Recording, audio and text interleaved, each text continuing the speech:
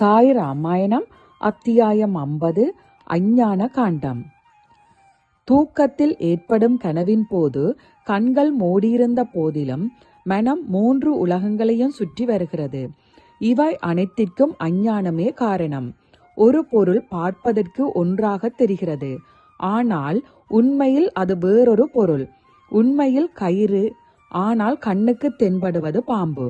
தன்னுள் வெள்ளி இருப்பது போல கிளிஞ்சல் தோற்றம் அளிக்கிறது அன்றோ? காண்பது சூரியனின் ஒளிக்கிரணங்களைத்தான். ஆயினும் மக்கள் அதை காணல் நீர் என்று சொல்கின்றனர். இது மாயையின் விளையாட்டு. இதன் எதிரில் ஞானிகளும் பலமிழந்து விடுகின்றனர். ஒரு தீவட்டியை கையிலேந்தி வேகமாக யாராவது சுழற்றினால் அக்கினி வட்டம் போன்று ஒரு தோற்றம் உருவாகிறது. இதுவும் மாயையின் விளையாட்டு. உண்மையில் அது ஒரு தீப்பந்தம். சக்கர உருவில் தீ இருப்பதற்கு இடமே இல்லை. அதுபோலவே மாயையும் மோகமும் சேர்ந்து கொண்டு தேவையில்லாத இந்த உலகியல் வாழ்வை உற்பத்தி செய்திருக்கின்றன. இவ்வாறான நிர்தாரணத்தால் பிரம்மையை ஒட்டிவிட்டால் உலகியல் வாழ்வு நொடிப்பொழுதில் மங்கிப் போகிறது.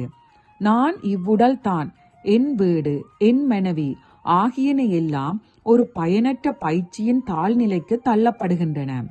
புத்திரன், ஆடு மாடுகள் போன்ற ஆசா பாசங்களால் முழுக்க சிக்கிக் கொண்டவர்கள் தங்களை பண்டிதர்கள் என்றும் ஞானிகள் என்றும் சொல்லிக் கொண்டாலும் சிறிதளவும் சுகமடைய மாட்டார்கள்.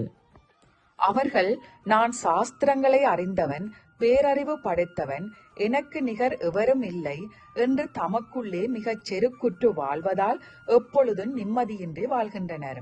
இதற்கே மாயை என்றும் அஞ்ஞானம் என்றும் அவிற்றை என்றும் பிரதான தத்துவம் என்றும் பெயர். இதையே ஞானியர் ஆரம்பத்தில் எடுத்தறிகின்றனர், பின்னர் ஞானத்தை மேலெழும்பும்படி செய்கின்றனர். ஞானம் சுயம் ஜோதி, அதற்கு உபதேசம் ஏதும் தேவையில்லை. அஞ்ஞானம் விலக்கப்பட்டு விட்டால் ஞானத்தின் ஜோதி தானாகவே வெளிப்படுகிறது. மின்னும் ரத்தினம் ஒன்று குப்பையில் புதைந்து போய் ஆண்டுகள் பல உருண்டோடி விட்டால் அதை பற்றிய நினைவும் மறைந்து விடுகிறது. பிற்காலத்தில் கர்மமும் தர்மமும் ஒன்று கூடிய அதிர்ஷ்டசாலியின் கையில் அது அகப்படும்.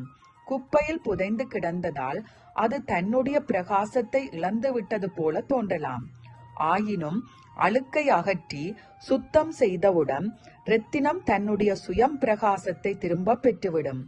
ஞானத்தின் நிலையும் அவ்வாறே. அழுக்கும் புழுதியும் அஞ்ஞானம். இந்த அஞ்ஞானமே ஞானத்தை சூழ்ந்து கொண்டிருந்தது. அழுக்கை விலக்கிவிட்டால் ரத்தினம் இயல்பாகவே மின்னும். நித்தியமான வஸ்து எது, அனித்தியம் எது, இது சம்பந்தமான விவேகமே பாவச் செயல்களை நாசம் செய்கிறது, தூய்மையையும் நற்குணங்களையும் அளிக்கிறது. இவ்விவேகமே ஞானத்தையும் மலரச் செய்கிறது. இவ்வுலகம் மாயையின் சந்தை. அசலும் போலியுமான பொருள்கள் அபாரம். போலியை அசலென்று நம்பி பொருள்களை வாங்கும் மனிதர்களும் அநேகம். அசலையும் போலியையும் அடையாளம் கண்டு கொள்வதில் திறமை மிக்கவர்களும் தடுமாறுகின்றனர். ஆகவே வஞ்சத்தின் அடையாளங்களை புரிந்து கொள்ள வேண்டியது அவசியமாகிறது. இதற்கென்றே ஒரு நிபுணரை துணியாக கொள்ள வேண்டும். அவர் சத்குரு. போலி எவ்வாறு அசல் போல் தோற்றமளிக்கிறது என்பதை பார்த்தவுடனே காட்டிக் கொடுப்பார். அஞ்ஞானம் இவ்வாறாக அழியும். அஞ்ஞானம் அகன்ற பின் ஞானமே மிஞ்சும். இயல்பாகவே மாயை நீங்கிவிடும். மீதி இருப்பது உண்மையான வஸ்து என்று அறிக.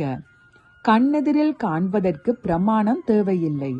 புத்தியின் கண் பிரகாசமாக இருக்கிறது. ஆயினும் அது கற்பனை என்னும் இருளால் மூடப்பட்டிருக்கிறது. இந்த இருள் உபதேசத்தால் விலகுகிறது.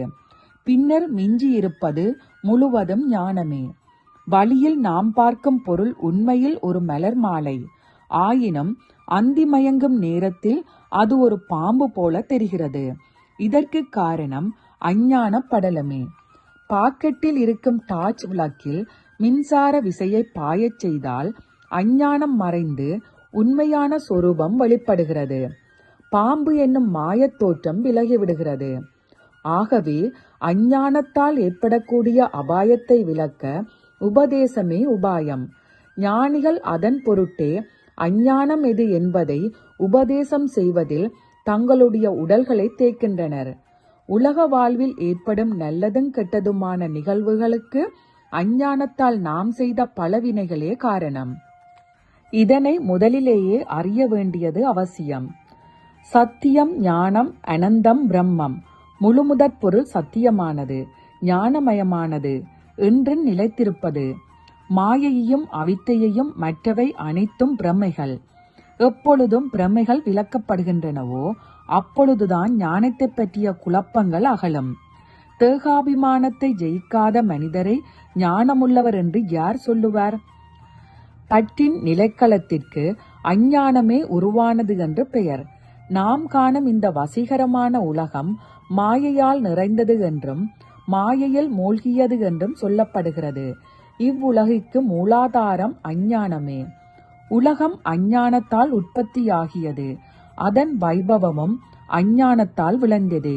இருப்பது ஒன்றே எனினும் அநேக வஸ்துகள் இருக்கின்றன என்னும் உணர்வின் விளைநிலம் அஞ்ஞானமே. ஓம் சாய்ராம். எல்லோருக்கும் சுபம் உண்டாகட்டும்.